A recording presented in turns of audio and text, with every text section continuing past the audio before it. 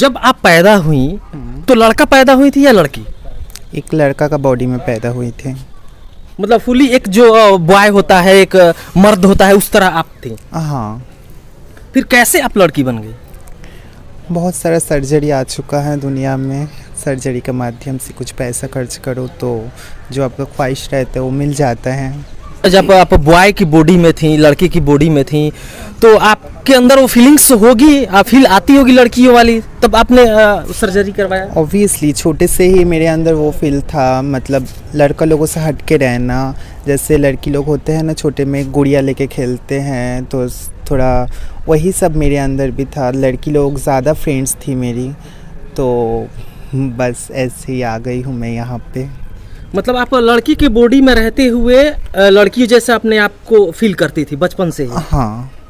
तो क्या लड़कों के बीच में आप रहती थी ज़्यादातर या लड़कियों के बीच? लड़कियों के बीच में। लड़कियों के बीच में ही? उन लोगों के साथ रहना, उन लोगों का जैसा सजना संवरना मुझे छोटे से ही बहुत पसंद है। तो पढ़ाई लिखाई जो है आपको लड़कियों के बीच में रह के हुई या लड़कों के बीच में रह के हुई? लड़की लड़का दोनों को बीच में ही रह के हुए। जैसे मैं क्लास 10 तक जो बॉयज़ स्कूल में पढ़ी थी, तो उसके बाद से क्वेट कॉलेज में पढ़ी हूँ, तो ऐसे ही। पहली बार आपको कैसे वो फील हुआ कि मैं लड़का नहीं लड़की हूँ? देखिए, जब छोटे से हमको ऐसा लगता था, तो उस टाइम तो किसी को दिमाग उतना भी आगे नहीं चल जाता है ना कि मैं ये ऐसे हूँ वैसे हूँ। बट छोटे से ही मुझे ऐसे ही लगता था कि मुझे लड़कियों के साथ ज़्यादा मिलना घुलना, उन लोगों की तरह सजना संवरना अच्छा लगता था। जैसे ही मैं समय के साथ साथ बड़ी होते गई हूँ, तो उस टाइम लड़का लोग ज़्यादा अट्रैक्टिव लगता था। जैसा होता है ना कि एक लड़की के अंदर जो फीलिंग्स आता है, वैसे मेरे अंदर भी आ गया था। तो उसके बाद से पढ़ाई लिखाई करते करते समय के साथ साथ इंटरनेट के थ्रू मैं भी जानने लगी हूँ कि हम लोगों के जैसा भी, मतलब ये जो मेरा अंदर है, मैं तो एक टाइम सोची थी कि ये जो मेरे अंदर है ये शायद कोई प्रॉब्लम होगा, तो बीमारी, हाँ कोई बीमारी होगा, ये तो मैं एक टाइम के लिए सोच ली थी। तो उसके बाद जब इंटरनेट के माध्यम से मुझे पता चला है सब कुछ के बारे में, तो उस टाइम मुझे पता चल गया था कि दिस नॉर्मल। मतलब क्या किस उम्र में जब आई आप तो आपको इंटरेस्ट लड़कों में आने लगा? आप मतलब एक आपका बॉडी जो है वो समझ में आया कि नहीं मुझे लड़का में इंटरेस्ट है, लड़के की तरफ आप अट्रैक्ट हो रही हैं? हाँ, ये क्लास 10th के बाद से मुझे पता चला था थोड़ा थोड़ा। मतलब उसका पहले लड़की लोगों के साथ मिलना घुलना, उसके पहले तो मैं बच्ची थी। तो उसके बाद से जब क्लास 10th के बाद थोड़ा बहुत मैच्योर हो जाता है इंसान, तो उस टाइम लड़का लोग थोड़ा अच्छा लगता था, अट्रैक्टिव लगता था।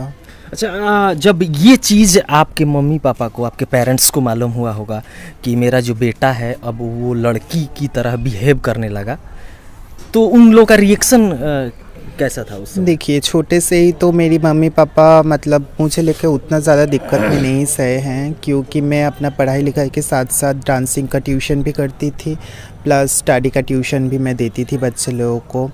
तो उन वजह से उन लोगों को मेरे वजह से बहुत प्राउड फील हुआ था उस टाइम। तो उसके बाद से जब एक बैग मैं यहाँ पे बिहार यूपी में आ गई हूँ, तो उस टाइम उन लोगों को थोड़ा बहुत दुख पहुंचा था, क्योंकि पहली बार मैं घर से इतना दूर आके काम कर रही हूँ रह के। तो उसके बाद थोड़ा थोड़ा लोग जो बोलते थे, मम्मी पापा से भी ज़्यादा आपका दिक्कत होता है ना कि पड़ोसन तरह तरह की बातें करते हैं कि ये ऐसे बन के नाच रही है, वैसे बन के नाच रही है, ऐसे चलते हैं वैसे चलते हैं, तुम्हारा बेटा ऐसे चलते, जैसे यहाँ पे बोलते हैं ना फलाने का बेटा ये कर रहा है, फलाने का बेटा वो कर रहा है, तो ऐसे हमारा उधर भी होता है। तो उसके बाद से जब मैं मम्मी पापा को समझाती गई हूँ कि दिस इज़ नेचुरल, ये एक हार्मोनल प्रॉब्लम का बस बात है और कुछ नहीं, मैं भी आप लोगों का बेटा ही हूँ। जितना भी मैं सर्जरी करवा के कितना वो लड़की बन गई, पर मैं भी आप लोगों का हमेशा से बेटा ही रहूँगी। 10 साल के बाद आपका मिलना जुलना उठना बैठना लड़कों के बीच होने लगा? हाँ। गांव के आप लोग के घर के आजू बाजू के लोग ताने देने लगे? हाँ, बहुत सारा ताने देता था वो लोग, मतलब मम्मी पापा को सबसे ज़्यादा बोलता था। मेरे सामने किसी को बोलने का तो ये नहीं है, क्योंकि मैं किसी भी बात पे उन लोगों को चुप करा सकती हूँ, पर मम्मी पापा को बहुत बोलते थे। तो वो लोग मतलब बहुत सारा परेशानी का सामना किए हैं मेरे वजह से। तो उस टाइम मुझे भी बहुत दुख पहुँचता था कि मेरे वजह से मेरी मम्मी पापा को इतना ज़्यादा दुख पहुँच रहा है। तो उसके बाद से जब यहाँ पे आ गई हूँ, मैं इस लाइन पे हूँ, तो मेरे मम्मी पापा भी देख रहे हैं कि मैं एक अच्छा जगह पे हूँ, नाम कमा रही हूँ, यहाँ पे 10 लोग मुझे पहचान रहे हैं।